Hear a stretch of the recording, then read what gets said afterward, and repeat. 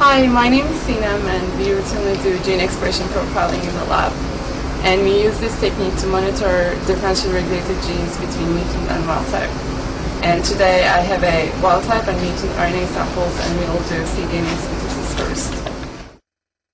We use amino-allele indirect labeling methods, and the advantage of this technique is to prevent dye bias that can occur in direct labeling.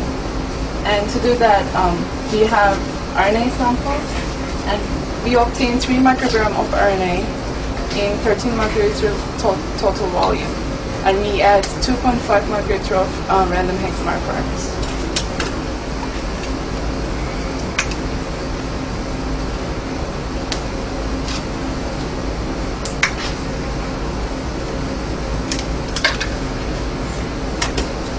And we will incubate samples at 75 degrees to denature the RNA for 8 minutes. And now we will add reverse transcription cocktail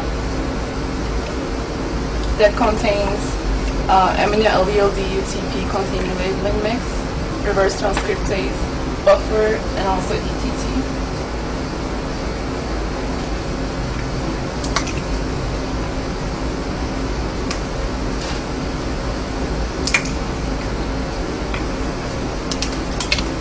Quickly mix it